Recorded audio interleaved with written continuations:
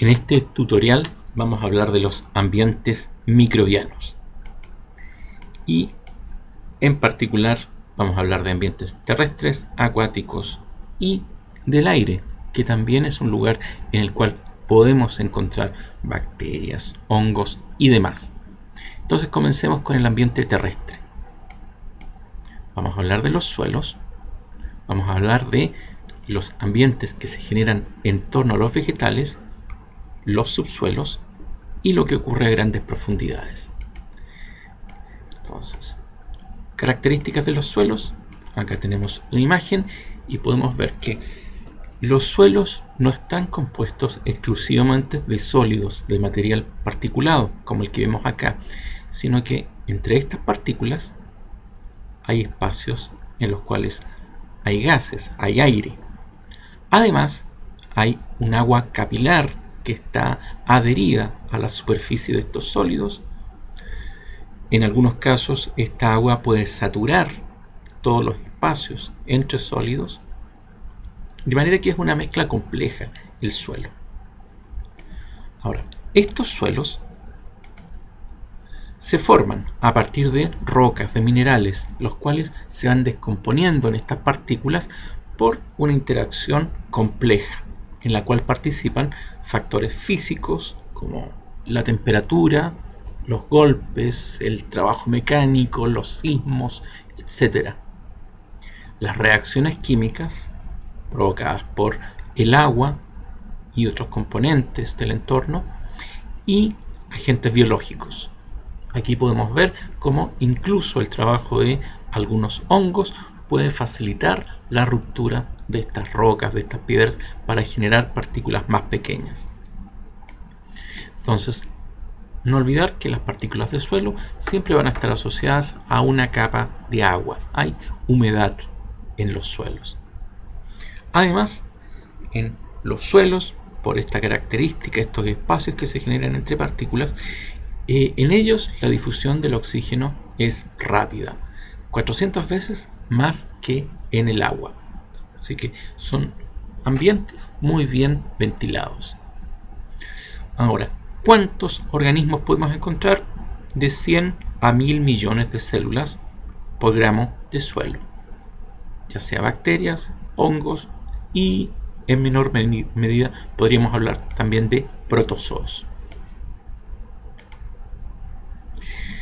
¿Cómo se ve un suelo maduro? Acá tenemos una imagen y podemos ver que se pueden distinguir sectores, regiones, que tradicionalmente se han llamado horizontes. Entonces podemos hablar de un horizonte cero, que es la capa más superficial y en donde se acumula el material vegetal sin descomponer, los restos de las hojas que han caído, plantas que recién han muerto y se encuentran horizontales y están en proceso de descomposición, forman el horizonte cero. El horizonte A es el inmediatamente inferior, es el suelo superficial, muy rico en materia orgánica, por eso tiene un color oscuro, negro generalmente. Es el que se emplea en la agricultura. Sobre él se hacen crecer las plantas. Tiene una actividad microbiana alta porque es un suelo muy esponjoso, muy bien ventilado. Por debajo del horizonte A se encuentra el horizonte B. Es el subsuelo, un ambiente rico en minerales, en humus, que son productos de la descomposición de la materia orgánica. En el horizonte B es donde vamos a ver que se acumulan sustancias, sales que sean solubles en agua y que son arrastradas desde el horizonte A, desde el horizonte cero, ya por efecto de las lluvias, de los riegos, ya se van moviendo estos elementos, estos compuestos hasta este horizonte B.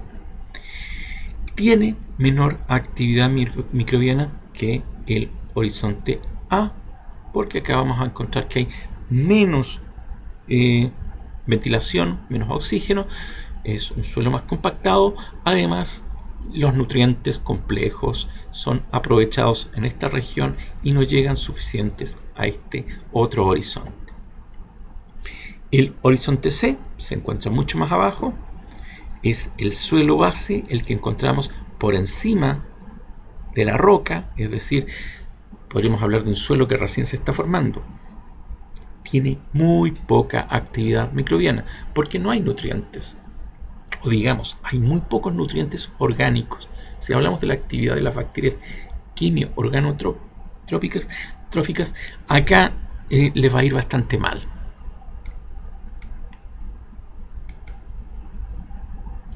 Entonces, ¿qué organismos encontramos asociados a los suelos?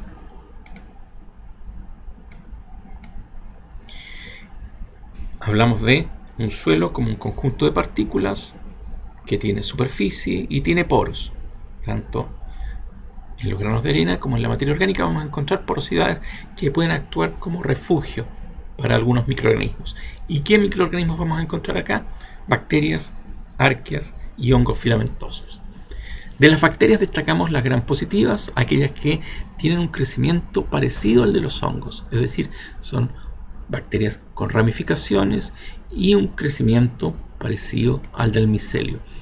Y aquí encontramos a estas bacterias los coriniformes, Mycobacterium, Actinomycetes.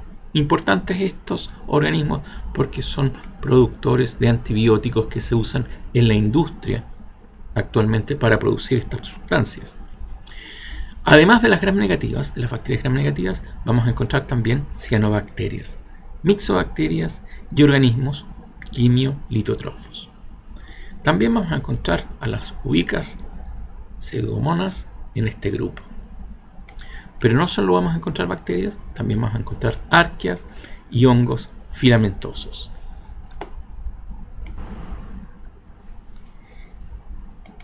Entonces, además de los suelos, vamos a encontrar que en los ambientes terrestres hay plantas creciendo en estos suelos. Y en estas plantas podemos identificar dos ambientes, la filósfera y la rizósfera. La filósfera corresponde a este ambiente que se genera en la superficie de las hojas. Y como vemos en estas imágenes, esta es una microscopía electrónica de barrido, donde podemos ver la superficie de una hoja y la presencia de una cantidad de bacterias sobre estas hojas. Ahora, ¿cómo es que sobreviven estas bacterias que vemos acá en este ambiente? Bueno, sobre la superficie de la hoja vamos a ver que hay acumulación de humedad. La planta libera compuestos volátiles a través de las hojas, los cuales pueden ser aprovechados por microorganismos. Ahora, estas pueden ser bacterias. Podemos tener bacterias comensales, pero eventualmente podemos tener bacterias patogénicas. Y si hay bacterias en un lugar, lo más probable es que también encontremos a sus depredadores, que son generalmente protozoos, o incluso podemos encontrar, ya no hablando de depredadores bacterianos, podemos encontrar organismos eucarióticos como los hongos, los cuales también van a estar nutriéndose de estos compuestos volátiles, incluso pueden llegar a competir por ellos, y por eso es que vemos esta dinámica en la cual las bacterias por un lado compiten, por el otro se antagonizan, liberando sustancias para impedir el crecimiento de sus competidoras. Pero lo importante es que este es un ambiente que permite el crecimiento de microorganismos. ¿Qué bacterias son relevantes en esta región, en la filosfera?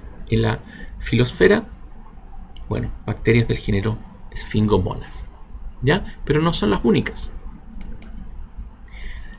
Además de la filosfera, existe una rizósfera. La rizósfera corresponde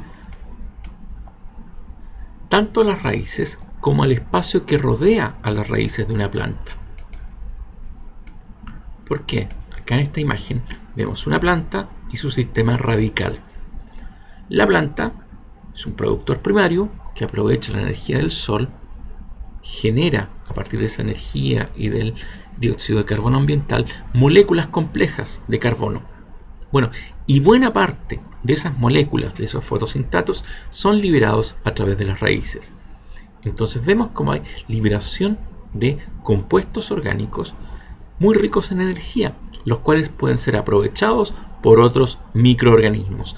Y se genera acá una población compleja, dinámica y en constante competencia en torno a las raíces, ¿ya? Lejos de una planta, vamos a ver que la densidad microbiana es mucho menor que la que podemos encontrar en la rizósfera. Entonces, estos organismos que tenemos ahí presentes en la rizósfera, que podemos llamarlos el microbioma rizosférico, pueden tener varios efectos sobre la planta. Y como muestra también este gráfico, podemos tener efectos buenos, efectos malos, efectos indeseables. Entre los efectos buenos tenemos que la fisiología y el metabolismo de los microorganismos favorecen al de la planta. Favorecen que las plantas se estabilicen y toleren mejor condiciones estresantes. Hay microorganismos, además, que favorecen el crecimiento y el desarrollo de las plantas. Facilitan la adquisición de nutrientes. Estas bacterias, estos hongos que están presentes en las raíces, protegen a la raíz contra patógenos y de hecho estimulan las defensas de la planta, ¿ya? Todos esos son efectos beneficiosos. Los efectos perjudiciales tienen que ver con aquellos microorganismos que se incorporan a la rizósfera y que son capaces de ocasionarle daño a la planta.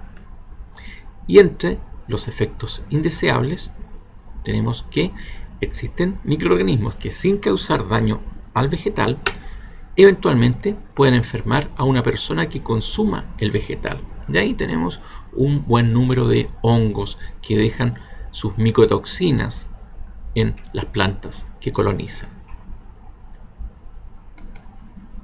Entonces, en la rizósfera vamos a encontrar un sinnúmero de bacterias, una buena cantidad de hongos.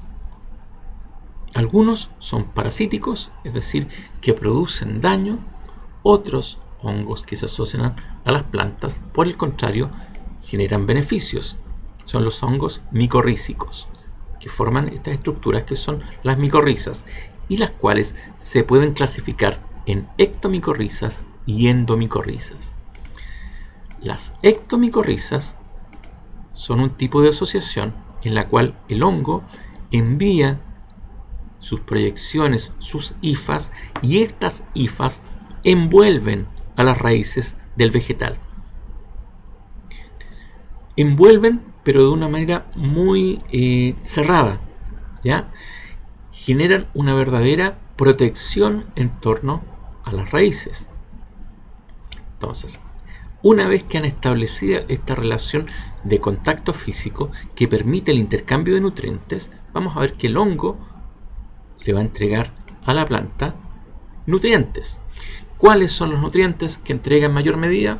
El fósforo y el agua. Ahora, ¿qué recibe a cambio el hongo?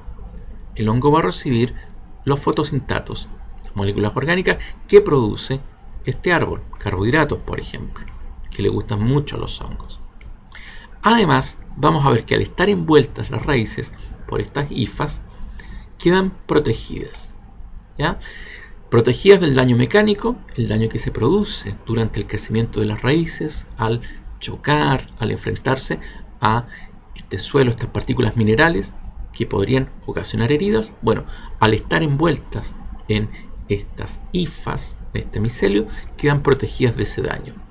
Además, los patógenos quedan fuera, no tienen acceso a las células vegetales. ¿Por qué? Porque están envueltas en estas capas y capas de hifas del hongo. Eso es una ectomicorriza. ¿Qué pasa con las endomicorrizas? Las endomicorrizas son otro tipo de asociación de un hongo con una planta, pero en este caso vamos a ver Fíjense, este es el corte de una raicilla. En rosado lo que tenemos es la raíz del vegetal.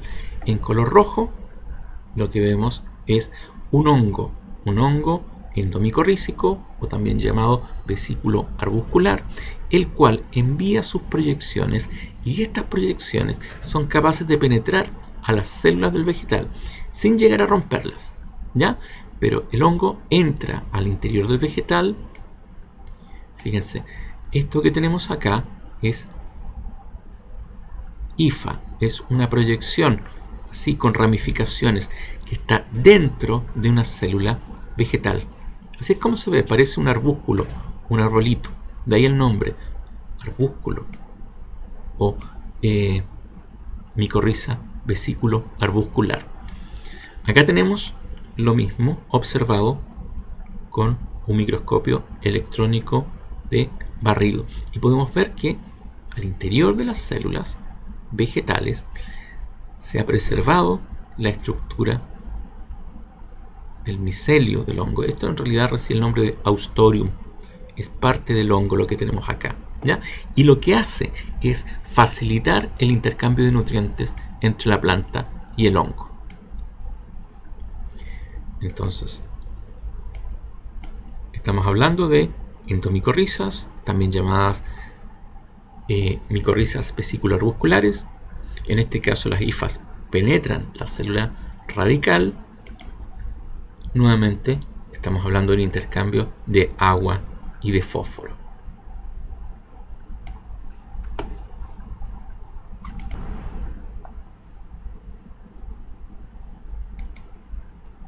Entonces estos son los ambientes asociados al vegetal, pero estamos todavía operando en la superficie. ¿Qué pasa bajo la superficie? En los subsuelos vamos a encontrarnos también con microorganismos, pero en este caso, como es un ambiente menos ventilado, vamos a encontrar organismos anaerobios o anaerobios facultativos, organismos microaerobios, que son aquellos que pueden crecer con baja concentración de oxígeno, prefieren vivir a bajas presiones parciales de oxígeno, o también anaerobios estrictos, es decir, microorganismos que no toleran el oxígeno. A poca profundidad vamos a ver que hay filtración de agua, hay una percolación, un arrastre de nutrientes, moléculas, en algunos casos moléculas orgánicas, que pueden ser aprovechados por estos organismos. En esta región es donde vamos a encontrar que hay síntesis de metano. ¿Y cómo se forma el metano? Se aprovecha la formación de hidrógeno y de dióxido de carbono. A mayores profundidades, y me refiero sobre 300 metros, vamos a encontrar también microorganismos, pero estos son anaerobios estrictos.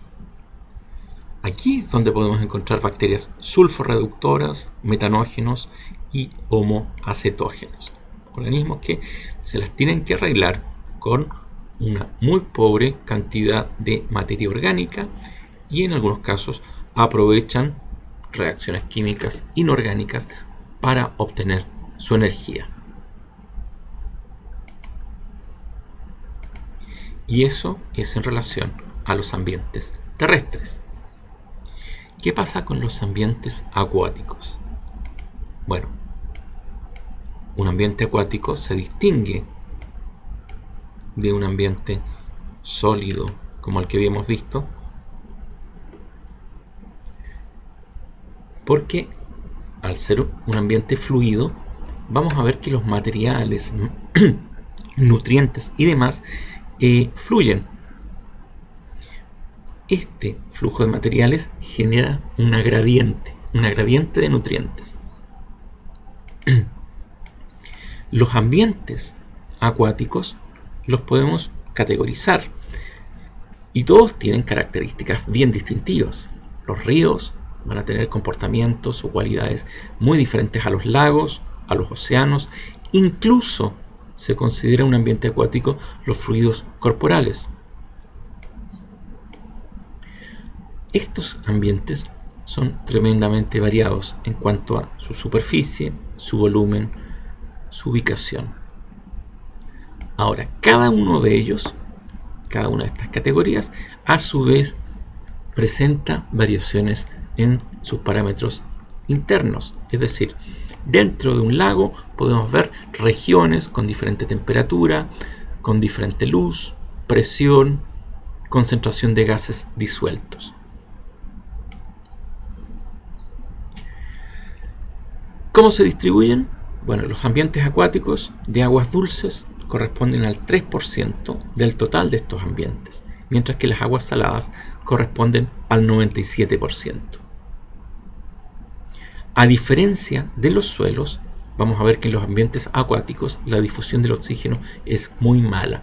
De hecho, se pueden generar regiones anóxicas e hipóxicas, es decir, donde no hay nada de oxígeno o donde encontramos concentraciones muy bajas. Así como se distribuyen muy mal el oxígeno, también otros gases, como el dióxido de carbono, el hidrógeno y el metano, también difunden muy mal en este ambiente.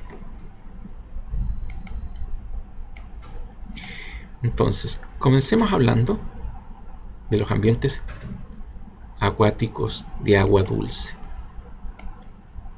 ¿Qué microorganismos son habituales en estos ambientes? Bueno, hay bacterias, hay algas, protozoos que actúan como depredadores de las bacterias, las algas y de otros protozoos, así como de los hongos. Entonces, las algas son productores primarios, aprovechan la luz del sol y generan materia orgánica para que sea aprovechado por otros organismos, los quimio-organotrófos. ¿Y qué organismos pueden ser quimio-organotrófos? Bueno, las bacterias, los protozoos, los hongos, ¿ya? Nosotros, eventualmente, también somos organismos que aprovechamos compuestos químicos orgánicos para producir energía. Bueno, además de las algas, existen protozoos que son depredadores de otros microorganismos y que al digerirlos liberan sustancias que favorecen de esta forma la circulación de los nutrientes en este ambiente. Además, junto con los protozoos, las algas y las bacterias, tenemos hongos. Y podemos distinguir hongos microscópicos, cuya función es producir esporas, zoosporas en este caso, y descomponer la materia muerta. Ahora, además, hay hongos que son observables a simple vista, hongos filamentosos, en este caso los hongos ingoldianos, que son los responsables de procesar la materia orgánica vegetal. Se reproducen a través de un proceso de esporulación, liberan esporas y esto lo hacen bajo el agua. Entonces tenemos acá en esta imagen el actuar de estos hongos. Entonces la materia orgánica que cae a un suelo hasta llega al agua, pasa hasta el sedimento, es colonizada por las esporas. Las esporas generan sus hifas, estas hifas penetran y van descomponiendo toda la materia que compone la hoja. Acá tenemos una imagen de lo que son estas esporas de estos hongos ingoldianos, ¿ya? Esa es la forma que tienen. Entonces llegan, se establecen en la superficie de la hoja, la penetran y la degradan. Les recuerdo que los hongos son grandes productores de enzimas. Entonces estas hifas, así como están creciendo, también están liberando sustancias a su entorno que van a degradar la materia orgánica, facilitando el reciclaje de nutrientes.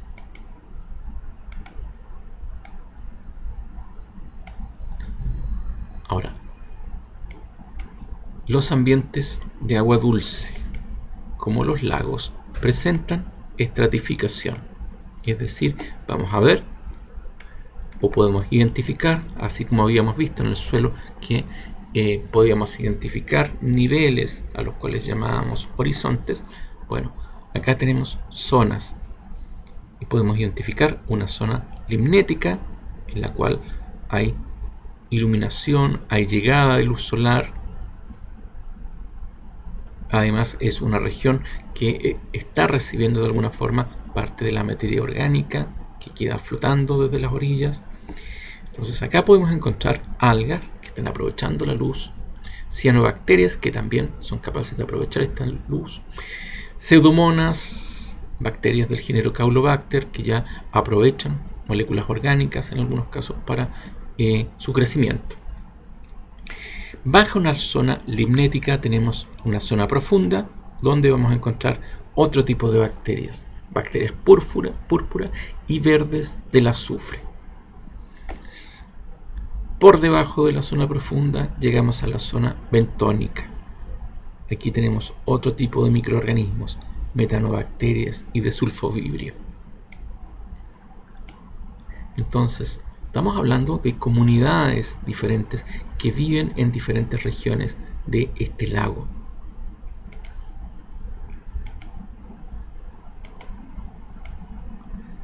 Entonces, podemos simplificar esta imagen concentrándonos solo en los microorganismos. Entonces, podemos decir que en esta región identificamos dos comunidades.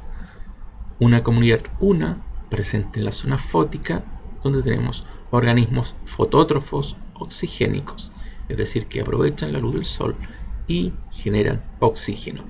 Y ejemplo de ello son las cianobacterias y las algas.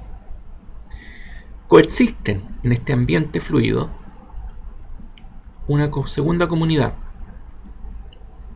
una zona aerobia que presenta aerobios y aerobios facultativos. Y ahí tenemos organismos quimio-organotróficos, ¿ya? Que aprovechan moléculas orgánicas que probablemente provengan de la actividad de estos otros organismos. Muy por abajo encontramos la tercera comunidad, que es la zona aerobia, donde vamos a encontrar varios gremios. Un gremio podrían ser metanógenos y bacterias homocetógenas. Un segundo gremio, bacterias del azufre, reductoras del sulfato, reductoras del sulfuro. Un tercer gremio serían desnitrificantes y productores del hierro férrico. Reductoras de este hierro, vamos a ver que hay bacterias que tienen la capacidad de entregar incluso electrones directamente al hierro férrico. Y hay un cuarto gremio que corresponde a organismos fermentadores. ¿Qué es lo que fermentan? Bueno, toda la materia orgánica que se ha depositado desde la superficie al fondo de estos lagos, ¿ya? Y son estos fermentadores los que van a producir, entre otras cosas, el hidrógeno necesario para que organismos como los metanogénicos puedan generar metano.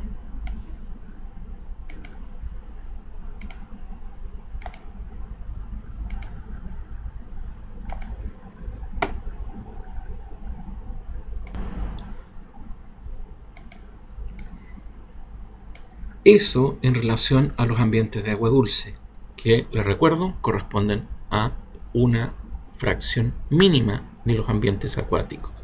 La gran mayoría lo encontramos en la forma de agua salada, ¿ya?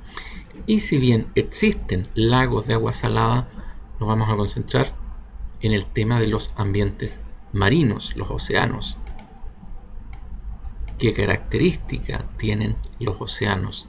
Bueno, un pH entre 6,8 a 8,5, una temperatura que va, digamos, oscila entre 0 y 44 grados Celsius, una concentración de cloruro sódico que va de 3,3 a 3,75%.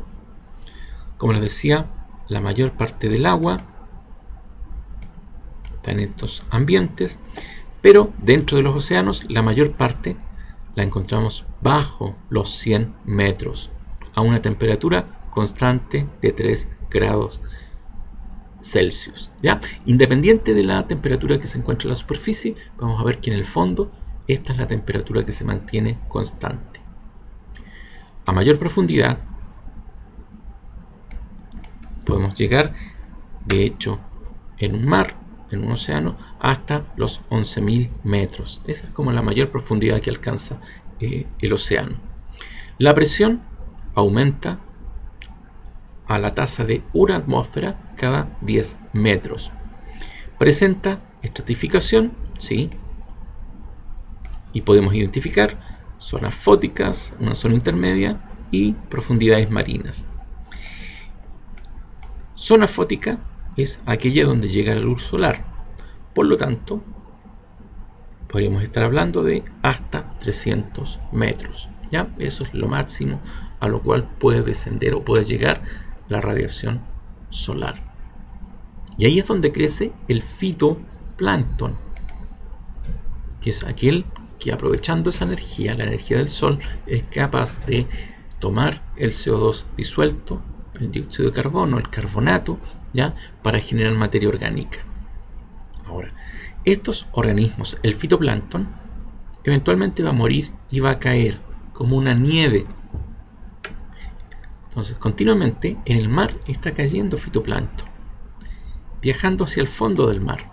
Ahora, este viaje es bastante largo, demora un mes más o menos. Ahora, de este fitoplancton se estima que solo el 1% se llega a descomponer. Y todo esto está generado en la zona fótica. Existe además una zona intermedia.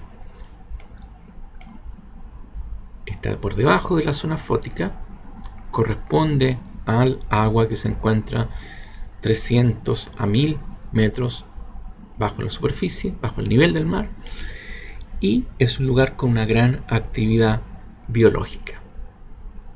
Si seguimos descendiendo, llegamos a las profundidades marinas, 1000 a 6000 metros de profundidad, donde vamos a encontrar organismos, pero organismos especialmente adaptados, porque este es un medio ambiente donde no vamos a encontrar luz, pero lo que sí vamos a encontrar es una enorme presión. Además, en las profundidades marinas podemos encontrar ambientes inusuales, como las fuentes hidrotermales, las cuales presentan temperaturas enormes, temperaturas muy altas, ¿ya? Y una concentración de minerales disueltos en el agua también muy alta. ¿Qué microorganismos encontramos en estos ambientes? Bueno, si hablamos de cantidad, diremos que en el mar abierto hay procariontes, 10 elevado a 5 a 10 elevado a 6 organismos por ml de agua.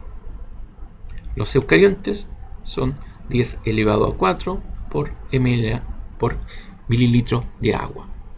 Virus, que son organismos o entidades biológicas, que es más correcto, mucho más abundantes que los anteriores, 10 elevado a 6 a 10 elevado a 9 por ml. ¿Y qué están haciendo? Bueno, los virus, diremos que en el caso de los ambientes marinos, los virus presentes son virus de DNA de cadena corta. Aquí debería ser virus y fagos, bacteriófagos, de DNA y de cadena doble. Su función es controlar el crecimiento de las algas, contribuyen al tener ciclos líticos, al destruir a las células que infectan, contribuyen a la liberación de carbono y nitrógeno, el cual se integra a los ciclos biológicos. Además, los virus aceleran el flujo de los genes entre bacterias. ¿Ya? Les recuerdo que hay un proceso llamado transducción, en el cual hay movimiento de material genético de una bacteria a otra, usando como vehículo un fago, un bacteriófago. Eso es lo que hacen los virus en los ambientes acuáticos, en los océanos. Las bacterias, vamos a ver que cuando están ubicadas en la zona fótica, son productoras primarias. Ahí vamos a encontrar cianobacterias, proclorales, bacterias con proteorhodopsina, que también son capaces de aprovechar la luz, y organismos quimiolitotrofos. En este caso son independientes de la luz, ya mediante reacciones a partir de compuestos químicos minerales son capaces de obtener la energía suficiente como para generar materia orgánica y por lo tanto también están agrupados como productoras primarias. Entonces, además de las productoras primarias en la zona fótica, vamos a encontrar nanobacterias y organismos quimio-organotrófos que aprovechan la materia orgánica provocada o producida por los productores primarios. Y además vamos a encontrar también arqueas. Bajo los 1000 metros vamos a ver que las arqueas se vuelven predominantes. Y en aguas más profundas encontramos organismos de este género, Crenoarchaeota.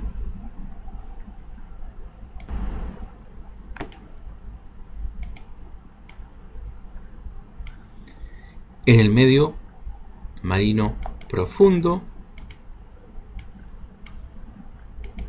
vamos a ver, fíjense, también hay microorganismos, pero en este caso la distribución de microorganismos tiene que ver con la relación específica con la presión.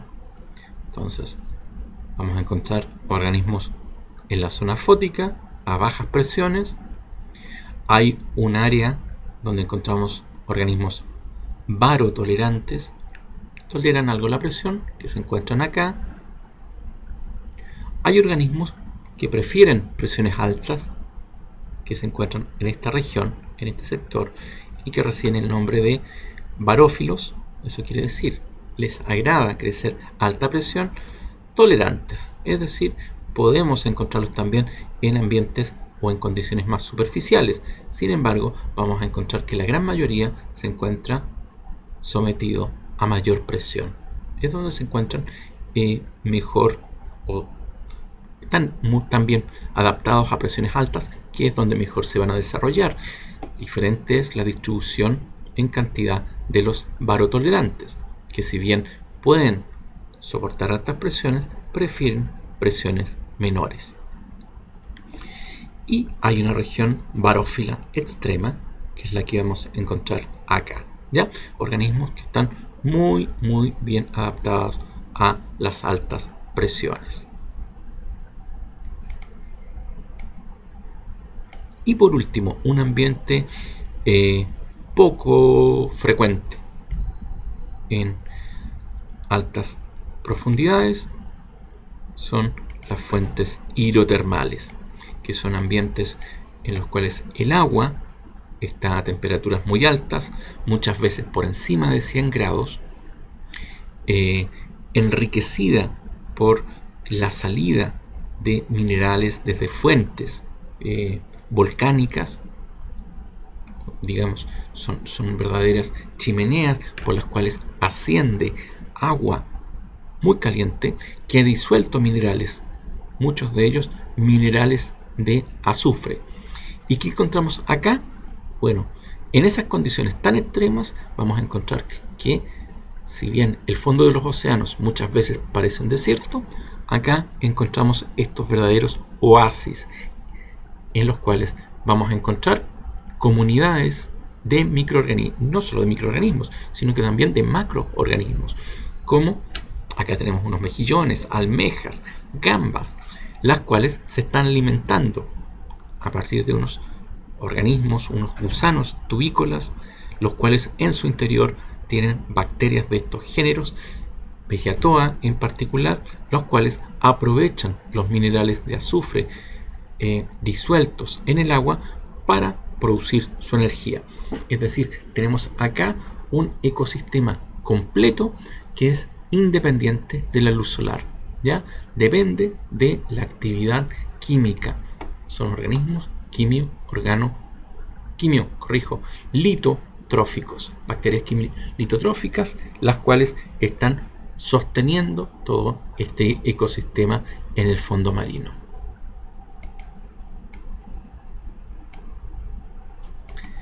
Entonces, hemos hablado del ambiente terrestre, del ambiente acuático. Queda por hablar algo de el aire como un ambiente en el cual podemos encontrar microorganismos.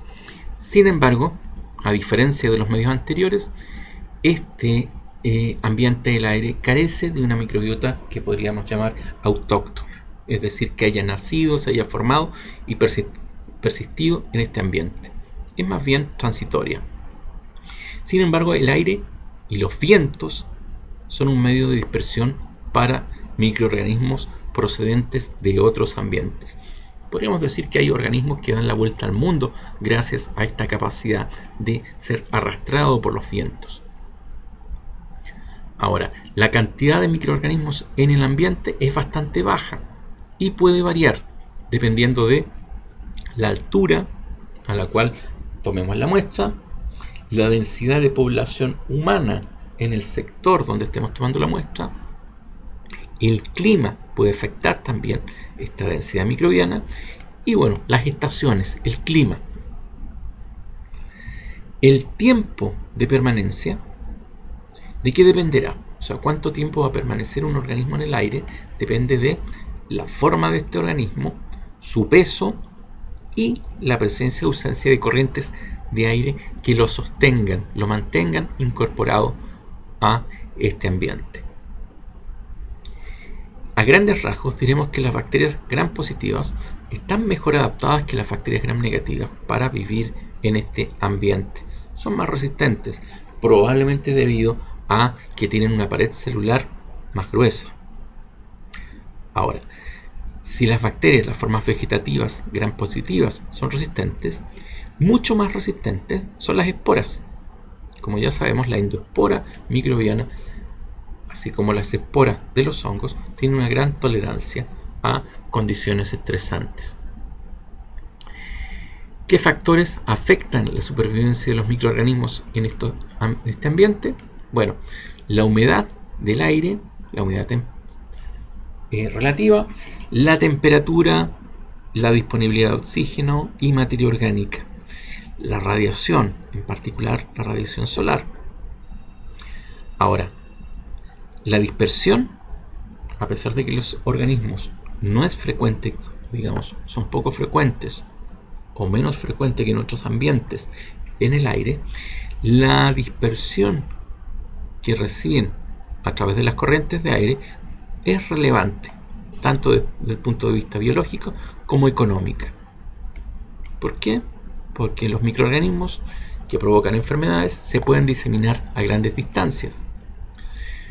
Además de los que generan enfermedades, tenemos que aquellos microorganismos que provocan deterioro en alimentos también pueden ser arrastrados por el viento y colonizar sectores que originalmente estaban libres de ellos.